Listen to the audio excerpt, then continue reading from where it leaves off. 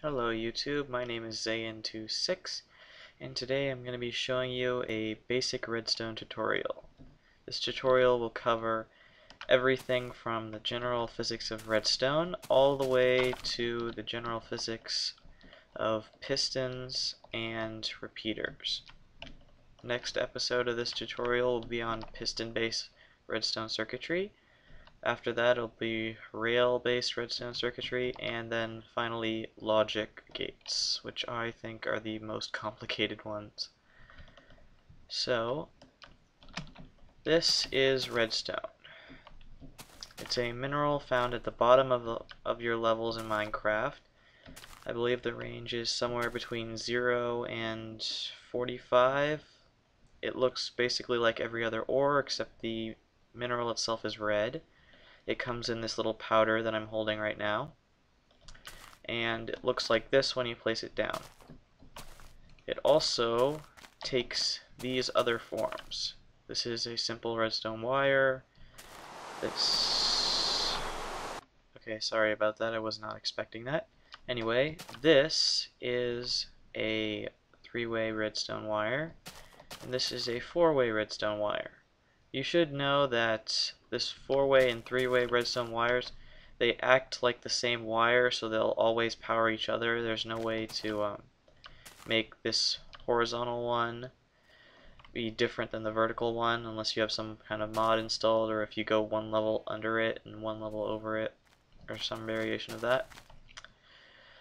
So this is a basic OR gate. It doesn't really have any purpose in Minecraft. I'm just showing you an example of how redstone works. Now, you'll notice that no matter what I change any of the other switches to, it does not change the state of the redstone. As long as one of them is on, all the redstone connected to it is on. It acts like an OR gate because no matter which one of these is on, the entire redstone circuit is on. That's why it's called an OR gate. This or that or that or that. Next up is a redstone repeater. It just does that. It continues the signal. I'll explain that more over there. These are the general components of redstone mechanics. This is a redstone torch. It powers repeaters and wire directly. You can just put a wire in any variation and it will just power it. Same applies for repeaters. Again, I'll get to repeaters later. Redstone torches act exactly like regular torches, except they only emit 13 level light instead of 14 level light. I believe that's correct. I might be wrong. I think it might be it's either 8 or 13. I don't know. Anyway, they're constructed the same way: a stick and coal on one, and a stick and a redstone dust on the other. What is important is that they don't supply enough light to cancel out hostile mob spawning. This is a standard lever. It just turns redstone on and off. These are pressure plates. What is very important to note is that the wooden pressure plate will activate if I drop an object on it. But if I drop an object on the stone pressure plate, it does not activate. It only activates if a mob stands on it. I could probably harass that sheep into coming here, but I don't want to waste time. This is a pressure plate on a rail. If any kind of cart is on that pressure plate, with or without a mob, it will activate. Hold on a second here. Sorry about that, domestic interruption. This is a button. It can only be placed on the side of a block. It can't be placed on the top or the bottom.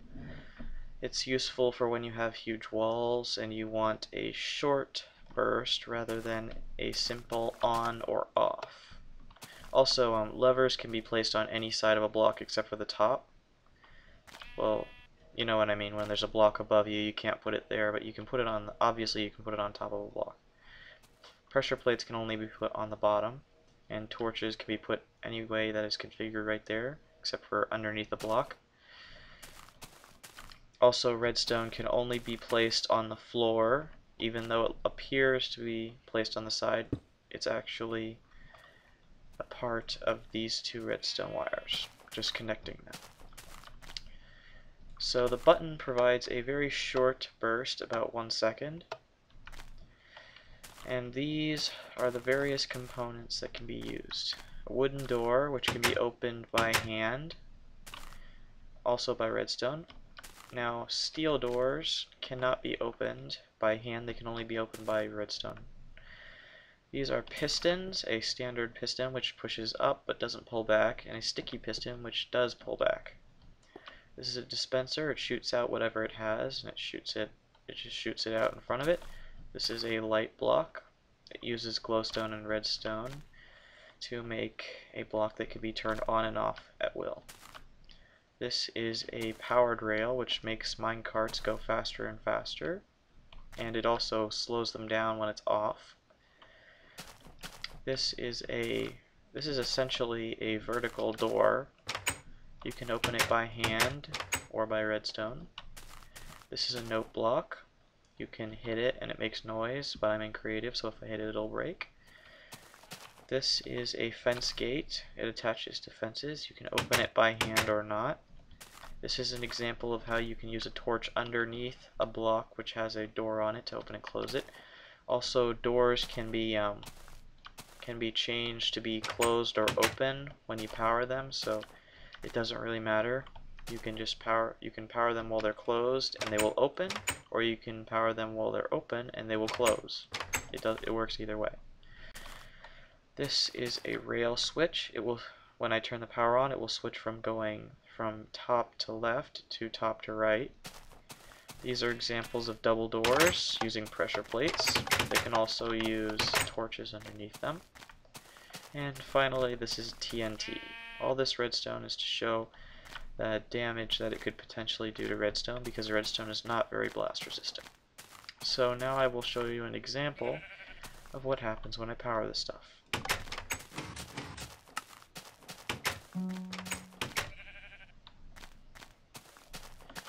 So that's what happens when you power the stuff. The pistons go up, the doors open, the light block lights up, the rail turns red, and it pushes minecarts one way or the other rather than stopping them. This opens. This played a note. I don't know if you heard it or not.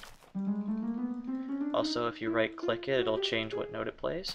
This opened and this closed, and as I said, this went from top till right. And if I turn it off, I will get the opposite.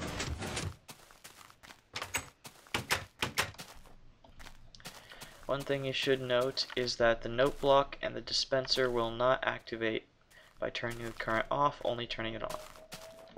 Next up, TNT.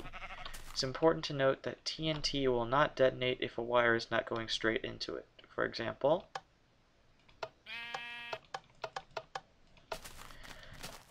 you need a piece of wire to be going directly into it.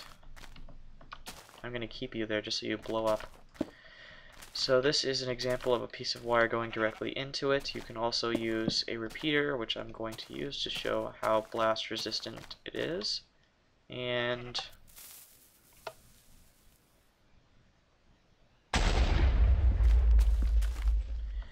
that is approximately how blast resistant redstone wire is. Almost nothing.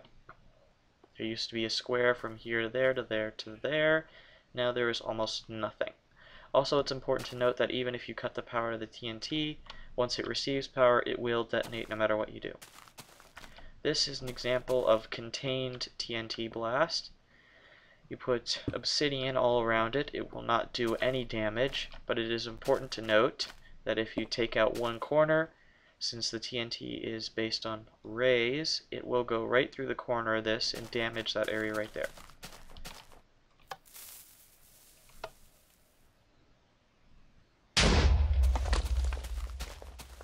See? It's exactly like I said. It'll go right through the corner of those blocks outside, but it won't affect anything else.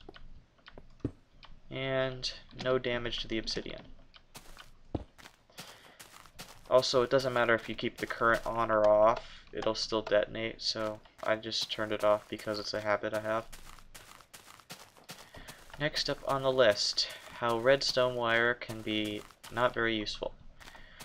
you will note that as I go along, the redstone wire is getting dimmer and dimmer until it eventually disappears right here. The current is gone. It lasts approximately 16 blocks. If I turn it off, the entire current goes dead. However, this is the purpose of repeaters. They will continue the current. Now it's important to note that you could put the repeater anywhere along this line.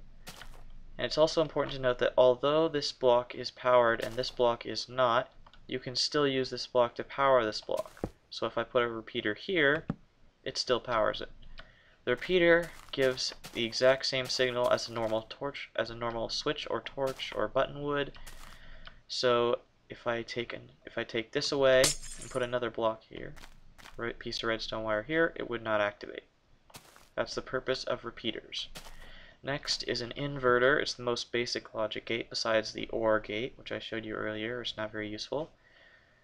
This inverts the signal, so this is powered, this becomes unpowered. And if I switch it off, this becomes powered while that is unpowered. This is because torches turn off if they are powered. And they naturally emit energy, so if you power them, they turn off. It's a very simple logic gate. It should be also noted that it takes 1 tick to activate, which is 1/10 of a second. I'll explain ticks in a minute when I get to this. So that's how it works. It's also, you could put a redstone wire here and take this one out.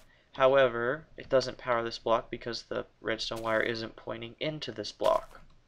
Because it's on top of it, it is by definition powering this block and turning the torch off. So if I put the redstone wire here and connect everything, if I count these repeaters, there are 20 of them until that TNT block. If I count them here, there are only 10. So 4, 1, 4, 1, 4, 1, 4, 1. That makes 5 for every 2, so 5, 10, 15, 20. So I can assume that it will take 20 ticks or 2 seconds to detonate both of these TNT blocks simultaneously. That is how repeaters work. They work by delays in 1/10 of a second.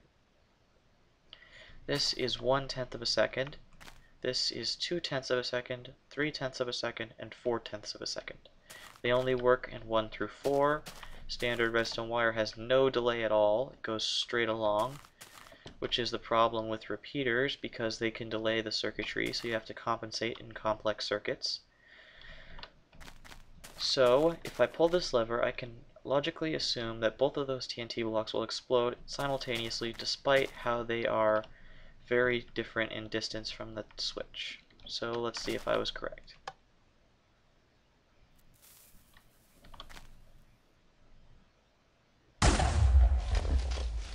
And I was correct. They both exploded simultaneously. The last 3 things on the list is a clock, for one. It's a standard redstone clock. It works on the principle that a loop of redstone can be created with delay, so that if you power this for a very short amount of time, that short amount of time will travel in a circuit and can be used to intermittently power and unpower anything you want. Let's see if I can pull this off fast enough. And that is the principle behind the next object, which is a input stabilizing cell. What happens is I power the current goes straight to there, but it also goes through here after about a tick. This will continue in a single circuit for ever and ever and ever until you remove the redstone. No matter what I do, it will always stay powered until I remove and replace a piece of wire. Well, that was stupid. Moving on. Redstone repeaters have a third and very important artifact in their design, which is they act like diodes. Diodes only let current go through one way. So if I put this like this, it will act like a backwards input stabilizing cell. I should also mention that if you power the input stabilizing cell from either end, it will still work, because the current's now going through here and going in the opposite direction despite this being a diode. So no matter what I do, it'll never go through this repeater backwards. You can tell which way is forward because this little area right here is like a triangle. It goes through a funnel and then it goes straight out. So that is my general description of almost all of the general redstone mechanics. If you want more, you can go to my next episode, which is on piston-based and the basics. It's piston-based circuitry and the basics of how powering a block can power the block behind it. It also goes to more advanced things, including this 2x2 bit display, and finally this redstone clock which I built. After that we have rail-based redstone mechanics, and finally logic gates, which will take a very long time because there are so very many of them. So that is my general description of redstone. I hope you liked it. Please like or subscribe and leave a comment. I appreciate any kind of criticism, unless it's severely negative, which is just pathetic because that means you hate people. So I will see you guys later.